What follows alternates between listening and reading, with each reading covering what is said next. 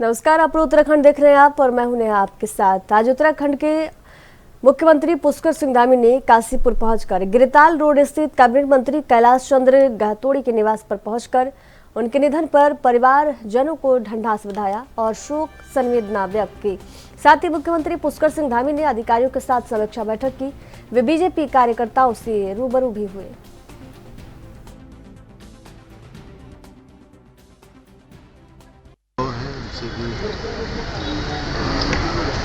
तैयारियां हैं उसमें किया गया है कि पहले कुछ कमियां रहती थी, तो सब ठीक प्रकार से सभी लोग आपस में अच्छा समन्वय करें। चारधाम यात्रा एक बहुत कठिन यात्रा भी है और पूरे देश दुनिया के श्रद्धालु आते हैं, पर्यटक आते हैं, तीर्थयात्री आते हैं। हमारा प्रयास है सबकी यात्रा आसान होनी चाहिए, सरल यात्रा हो, किसी को कोई परेशानी ना हो। तो सभी विभागों का लगातार काम चल रहा है। कल से यात्रा प्रारंभ हो जाएगी। Thank you.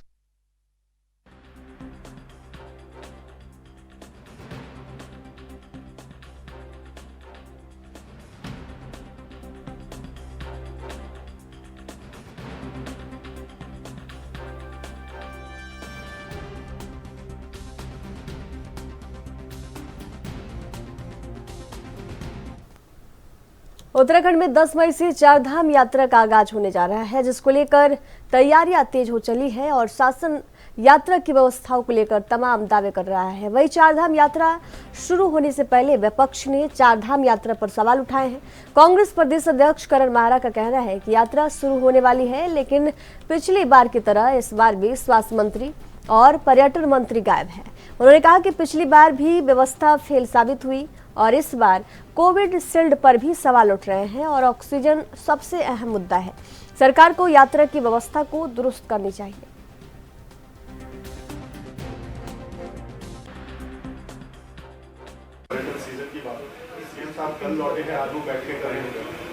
देखिए, पिछली बारी मेरी जो प्रेस थी चारधाम यात्रा से पहले, उसका संज्ञान में आपके लाना चाहूँगा। मैंने उस बार कहा था कि पोस्ट कोविड इफेक्ट आएंगे और लोगों की मृत्यु ज़्यादा होगी, वहाँ कार्डियक डॉक्टर्स और ऑक्सीजन की ज़रूरत है, जो आज भी है।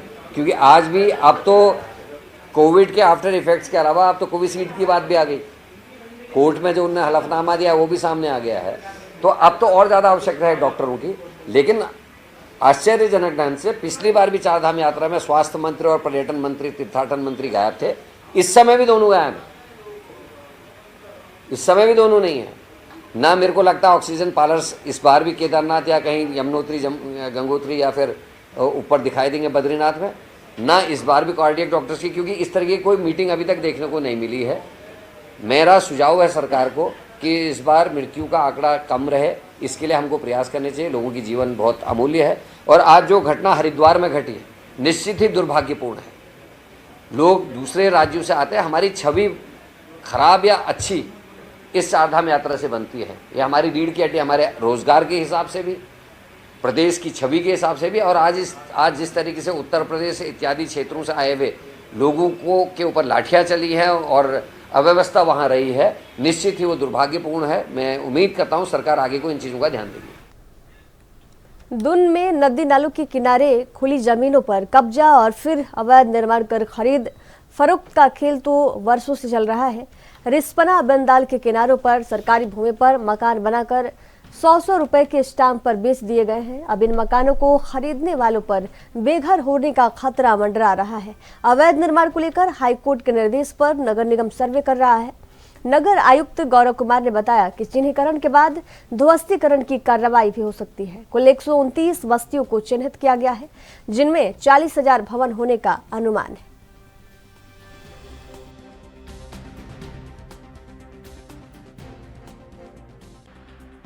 माननीय न्यायालय से संबंधित है और अतिक्रमण के विरुद्ध कार्रवाई करना हमारा दायित्व भी है, तो उसी क्रम में ही कार्रवाई की जा रही है। कोई भी प्रक्रिया विधि विरुद्ध नहीं की जा रही है, विधि अनुसार ही सारे कार्य किए जा रहे हैं। उत्तराखंड में चारधाम यात्रा की तैयारियों को लेकर विपक्ष ने कई सवाल उठाए हैं। कांग्रेस प्रदेश अध्यक्ष करण माहरा ने कहा कि सरकार यात्रा के प्रति बेहद लापरवाह है, इसलिए अभी तक चारधाम यात्रा मार्ग पर पहले जैसी स्वास्थ्य सेवाएं होनी चाहिए थी। वैसी नजर नहीं आ रही है। ना तो हृदय रोग से संबंधित डॉक्टरों की तैनाती की गई है, ना ही यात्रा के दौरान दिल के मरीजों को ध्यान में रखकर व्यवस्था की जा रही है। अगर यही हालात रहा तो इस बार भी यात्रियों की मौत का आंकड़ा पहले से ज्यादा बढ़ सकता है।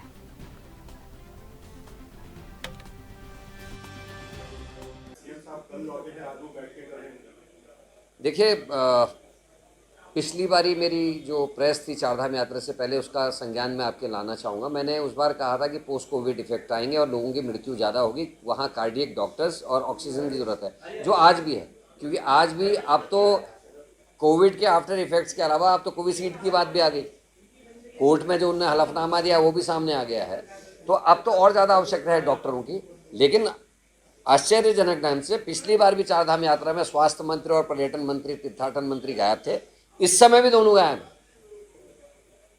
इस समय भी दोनों नहीं है।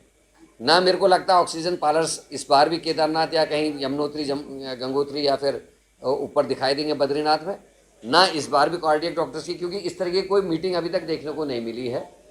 मेरा सुझाव है सरकार को कि इस बार मृत्यु का आंकड़ा कम रहे, इसके लिए हमको प्रयास करने चाहिए। लोगों की जीवन बहुत अमूल्य है और आज जो घटना हरिद्वार में घटी निश्चित ही दुर्भाग्यपूर्ण है।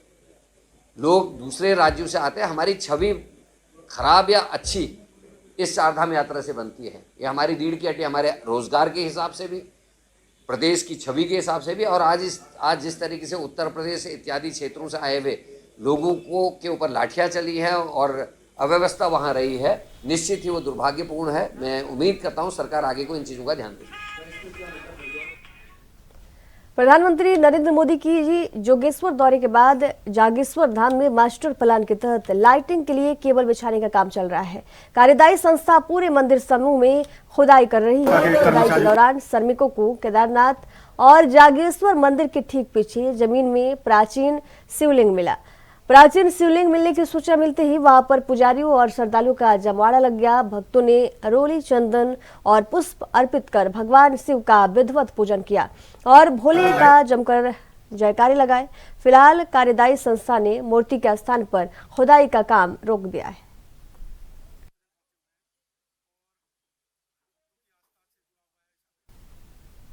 और बढ़ेंगे अगली खबर की ओर। भारतीयों के रंग रूप की तुलना वाले सैम पित्रोदा के विवादित बयान पर बीजेपी हमलावर है। बीजेपी प्रदेश अध्यक्ष महेंद्र भट्ट ने भी सैम पित्रोदा के बयान पर प्रतिक्रिया दी है। महेंद्र भट्ट ने कहा कि सैम पित्रोदा का बयान रंग भेद को बढ़ावा देने वाला है। उन्होंने कहा कि यह बयान भारत की एकता को भंग करने वाला है। कांग्रेस नेता का यह बयान देश के अंदर विभाजनकारी मानसिकता को प्रदर्शित करता है।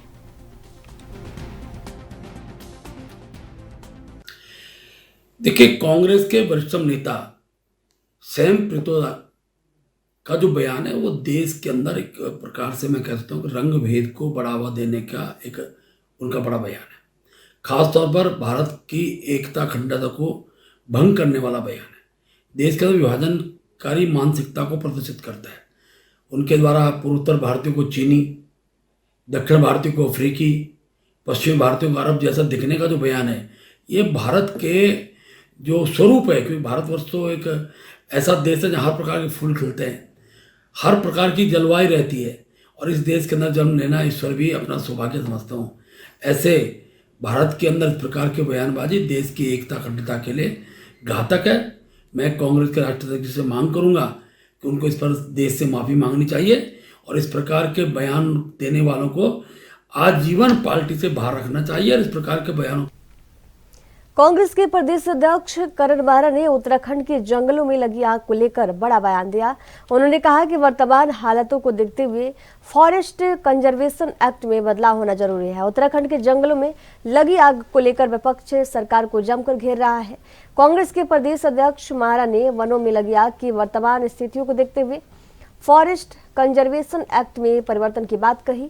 उन्होंने उत्तराखंड के जल रहे जंगलों पर वन मंत्री को वीडियो कॉलिंग के माध्यम से वन विभाग के अधिकारियों और कर्मचारियों को दिशा निर्देश दिए जाने पर आपत्ति जताया और कहा कि अगर वीडियो कॉलिंग से काम चलाया जा सकता है तो फिर बॉर्डर पर सैनिकों की आवश्यकता नहीं है। करते हैं, बात करें, क्या आपको लगता है कि बीसी से सारे काम होने? देखिए, फिर फील्ड विजिट की जरूरत क्या है? तो फिर तो बॉर्डर में जो है फौज की जरूरत ही नहीं है, बीसी से काम चल जाना चाहिए। ये वनाग्नि जो है ये फील्ड वर्क है, और इसमें जो सबसे बड़ी कमी आई है बीजेपी के शासन में, आपको याद होगा कुछ वर्ष पहले तक 2 काम होते थे। एक तो आग का जो सीजन होता था, जब पिरूल गिरता था चीड़ का, तो उस समय फायर वॉचर्स लगाए जाते थे, 2 या 3 महीने की एक फौरी नौकरी दी जाती थी, गांव वालों को कुछ मानदेय दिया जाता था, वो उस आग को बचाते थे। दूसरा, पेयजल की समस्या होती थी, खच्चर लगाने की व्यवस्था, जिन गाँव में पानी नहीं होता था या पाइप सप्लाई नहीं थी, बारिश की कमी की वजह से पानी सूख जाता था, तो खच्चर लगाए। ये दोनों व्यवस्थाएं इस सरकार ने बंद कर दी।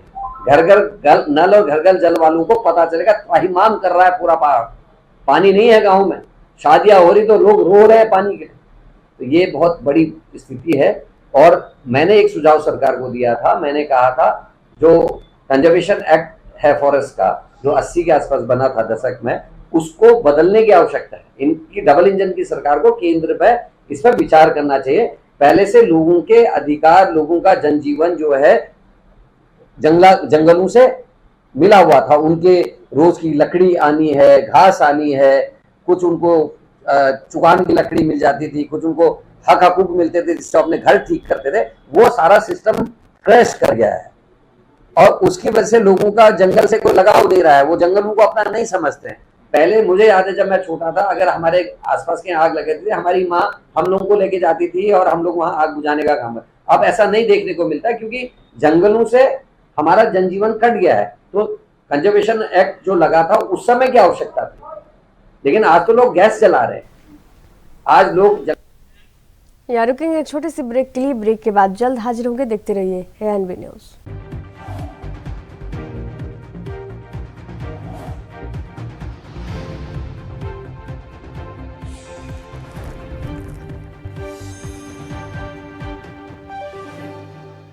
ब्रेक के बाद एक बार फिर से आप सभी का स्वागत है। उत्तराखंड के जंगल इस समय धू धू कर जल रहे हैं। बात चाहे गढ़वाल की करें या कुमाऊं की करें, हर तरफ जंगलों में सिर्फ और सिर्फ आग पसरी हुई है। कांग्रेस के प्रदेश उपाध्यक्ष संगठन मथुरा दत्त जोशी ने सरकार पर आरोप लगाते हुए कहा कि सरकार जंगलों की आग बुझाने और उसको नियंत्रित करने में पूरी तरह फेल है। अगर बात करें पिछले वर्ष की मुकाबले इस वर्ष की, तो उत्तराखंड के जंगल इस वर्ष अत्यधिक जल रहे हैं। सरकार सिर्फ और सिर्फ बैठकें करके इत्सरी करना चाहती है। उन्होंने बताया कि करोड़ों की वन संपदा इस समय नष्ट हो चुकी है और वन मंत्री सुबोध उनियाल विदेशों में सैर सपाटे पर निकले हुए हैं।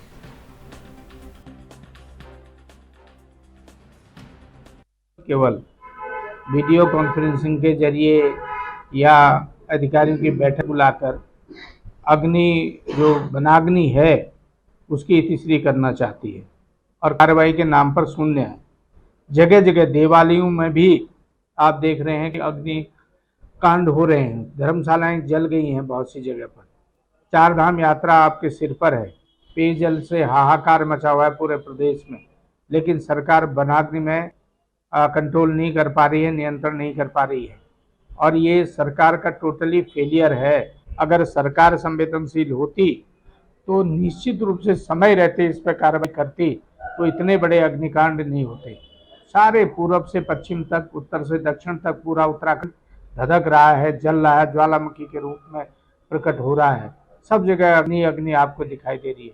पर्यावरण भी खराब हो रहा है, वन्य जीव जंतुओं को भी खतरा हो रहा है, जैविक विविधता जो हमारे प्रदेश में है उसको भी बहुत बड़ा नुकसान हो रहा है, करोड़ों की संपत्ति का नुकसान हुआ। हमने माननीय अध्यक्ष जी ने 2 पत्र मुख्यमंत्री जी को लिखे थे, पहले ही आगाह किया था वनाग्नि के लिए तैयारी करें, लेकिन मुख्यमंत्री जी चुनाव में व्यस्त हैं, अधिकारी ऐशो आराम में मस्त हैं, कोई देखने वाला नहीं है। यहाँ तो वो हो रहा है कि जिस तरह से कहते हैं कि रोम जल रहा था, नीरू बंसी बजा रहा था, उसका हाथ को चरितार्थ कर रही है उत्तराखंड की सरकार। 5 सीटों के लोकसभा चुनाव परिणाम अभी आने में 1 महीने से कम समय बचा है। ऐसे में बीजेपी हो या कांग्रेस, दोनों ही पार्टियों अपनी अपनी जीत का दावा कर रही है। बात अगर कांग्रेस की करें तो कांग्रेस भी 5 सीटों पर जीत की ताल ठोक रही है। कांग्रेस के प्रदेश संगठन उपाध्यक्ष मथुरा दत्त जोशी ने बताया कि कांग्रेस ने लोकसभा चुनाव बहुत अच्छे ढंग से लड़ा है, हर उम्मीदवार ने काफी मेहनत की है। कार्यकर्ताओं ने भी जोश भरने का काम किया है। मथुरा दत्त जोशी ने कहा कि जिस तरह से कम मतदान हुआ है उससे लग रहा है कि बीजेपी 5 सीटें हार रही है। साफ तौर पर संकेत मिल रहे हैं कि 5 सीटों पर कांग्रेस की जीत होना निश्चित है और उत्तराखंड की जनता कांग्रेस को अपना आशीर्वाद देने जा रही है।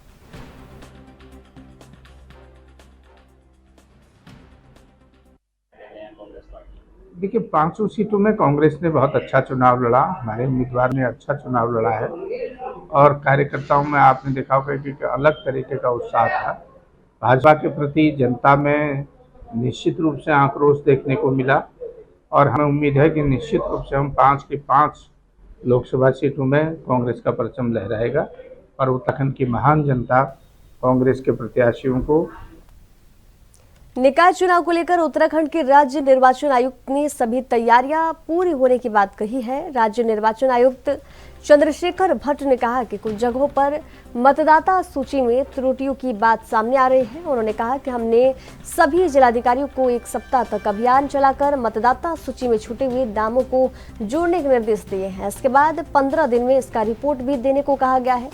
आपको बता दें कि प्रदेश में 102 निकाय हैं और 99 निकायों में चुनाव होने वाले हैं और 3 निकायों में प्रशासक की भूमिका होती है। दिसंबर माह के पहले हफ्ते में निवर्तमान निकायों का कार्यकाल पूरा हो गया है। अभी तक चुनाव नहीं हुए हैं, जिसको लेकर अब प्रक्रिया तेज की जा रही है।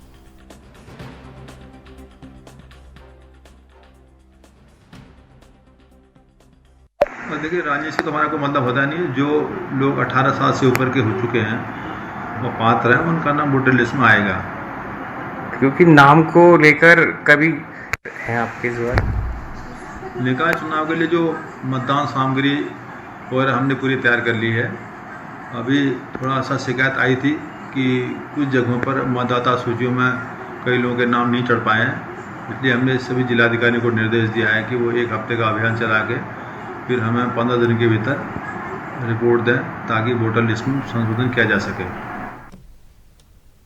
सचिवालय सहकारी समिति कॉलोनी के नाम पर सैकड़ों लोगों को थाना पटेल नगर क्षेत्र के अंतर्गत भारूवाला में रिहायशी प्लॉट बेचने के नाम पर धोखाधड़ी का मामला सामने आया है। बताया जा रहा है कि इसमें काफी संख्या में पुलिसकर्मी, बैंक कर्मी, शिक्षा कर्मियों सहित कर्मचारी, सचिवालय कर्मचारी, अधिकारी पीड़ित हैं। इसी मामले में ठगी के शिकार सचिवालय के रिटायर्ड अधिकारी ने एसएसपी देहरादून अजय सिंह से मुलाकात कर इस मामले की शिकायत की है।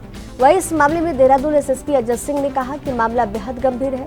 सहकारी समिति के नाम पर जिस तरह से सरकारी अधिकारी कर्मचारियों को रिहायशी प्लॉट बेचने के नाम पर अनियमितताओं की शिकायतें आ रही है, उसे देखते हुए थाना पटेल नगर इंस्पेक्टर को विस्तृत रूप में जांच पड़ताल कर आवश्यक कार्रवाई के निर्देश दिए गए।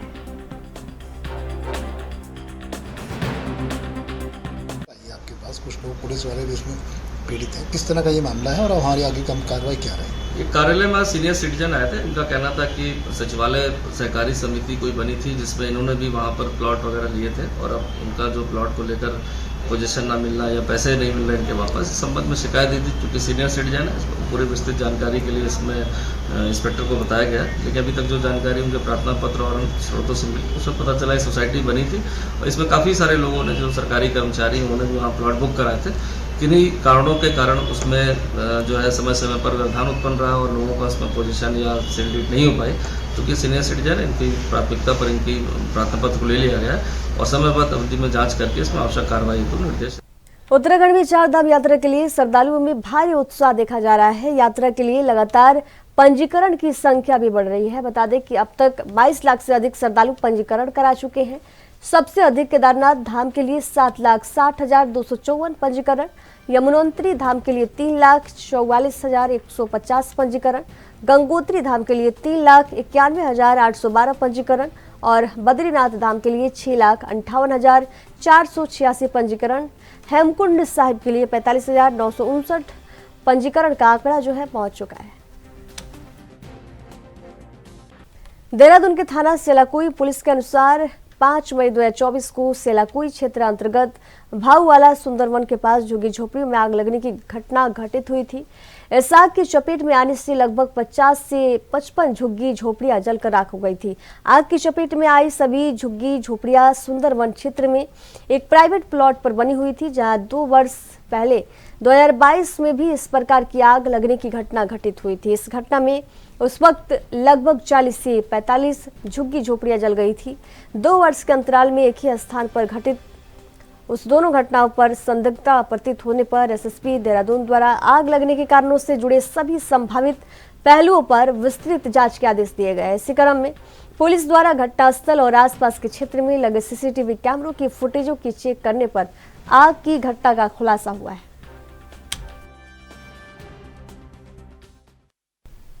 भगवान केदारनाथ की पंचमुखी डोली ने आज 9 मई को 8:30 बजे तीसरे पड़ाव गौरा माई मंदिर गौरीकुंड से श्री केदारनाथ धाम प्रस्थान हुई।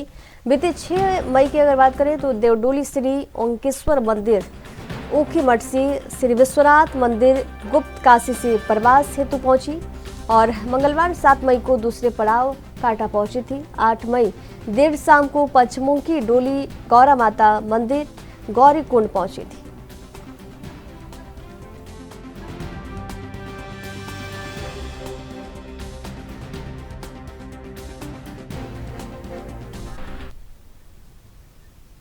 उत्तराखंड एसटीएफ ने कल से राष्ट्रीय साइबर गिरोह का पर्दाफाश कर दिल्ली एनसीआर से 5 साइबर अपराधियों को गिरफ्तार किया है, जो कारगिल शहीद परिवारों को अतिरिक्त पेंशन और अन्य आर्थिक सुविधाएं उपलब्ध कराने के नाम पर लाखों करोड़ों की ठगी करते थे। पकड़ा गया गैंग खुद को रक्षा मंत्रालय के अधिकारी बताकर देश भर में शहीदों के परिवारों और पेंशनर अफसरों को तरह तरह का सरकारी प्रलोभन और स्पेशल ग्रांट दिलवाने के नाम पर देश भर में ठगी का जाल बिछाते थे। एसटीएफ के अनुसार पकड़े गए गिरोह ने देहरादून के गुबानीवाला गांव स्थित कारगिल शहीद कैप्टन परिवार को पेंशन के अतिरिक्त अन्य आर्थिक लाभ देने के नाम पर फाइल प्रोसेसिंग फीस के नाम पर 45 लाख रुपए की ठगी की है, जिसका खुलासा एसएसपी आयुष अग्रवाल ने किया है। गिरोह पकड़ा गया है, किस तरह का गिरोह है सर, किस तरह से ये लोग अंजाम देते थे और अभी कार्रवाई हमारी अभी तक की है क्या? देखिए, कुछ समय पूर्व हमारे cyber crime police station Dehradun में एक शिकायत प्राप्त हुई थी, जिसमें कि एक वरिष्ठ नागरिक थे, उनका बेटा जो था, जो कि सेना में कैप्टन थे और कारगिल युद्ध के दौरान जिनकी जो शहीद हो गए थे, तो उनके नाम पर कुछ लोगों ने संपर्क किया और कहा कि जो आपको कुछ एडिशनल ग्रांट मिलनी थी वो आपको नहीं मिली, आपने समय से फॉर्म नहीं भरा है, हम आपको पर ईयर 12 लाख रुपए की ग्रांट दिलवाएंगे। इसके और रक्षा मंत्रालय से अपने आप को पोस्ट किया कि हम रक्षा मंत्रालय से बोल रहे हैं। तो उस तरह से करके उन्होंने अन्य लोगों के नंबर दिए कि हमारे सीनियर से आप इनसे बात कर लीजिए, ये करवा सकते हैं। तो इस तरह से विक्टिम को एंगेज किया और उन्होंने प्रोसेसिंग फी के नाम पर, एनओसी के नाम पर लगभग 45 लाख रुपए हमारी विक्टिम के साथ में ठगी करती थी, क्योंकि एक गंभीर और संवेदनशील मुद्दा था और सेना से भी जुड़ा हुआ था और एक वरिष्ठ नागरिक भी इसमें इन्वॉल्व थे और उनकी लाइफ लॉन्ग की सेविंग थी वो इसमें चली गई थी। तो हम लोगों के द्वारा तत्काल इसमें एक टीम बनाकर एफआईआर रजिस्टर की गई और इन्वेस्टिगेशन स्टार्ट की गई। लगभग 8-10 दिन पहले ही ये केस रजिस्टर किया गया है, तो बहुत जल्दी हमारी टीम ने इसको वर्कआउट किया है और 5 लोगों को इसमें गिरफ्तार किया गया है। ये सारी गिरफ्तारियाँ लक्ष्मीनगर दिल्ली से हुई हैं। इनसे पूछताछ में आया है कि ये लोग काफ़ी समय से कॉल सेंटर्स में काम करते थे और वहाँ से एक दूसरे के संपर्क में आए थे और वहाँ से इन्होंने कुछ इलीगल एक्टिविटी साइबर फ्रॉड की सीखी थी और पिछले 6 महीने से अपना एक कॉल सेंटर वहाँ पर चलाते थे। ये गूगल के माध्यम से कई ऐसे विक्टिम्स की डिटेल ले लेते थे, जहाँ पर कि कुछ रिटायर्ड लोग हैं जो कि जिनको पेंशन मिलती है या कुछ शहीद हैं जिनको बेनिफिट्स मिलते हैं, ऐसे लोगों की डिटेल वो गूगल के माध्यम से। अब उत्तराखंड के खबरों के सफर में फिलहाल दीजिए जाने की इजाजत। देखते रहिए एनबी न्यूज। नमस्कार।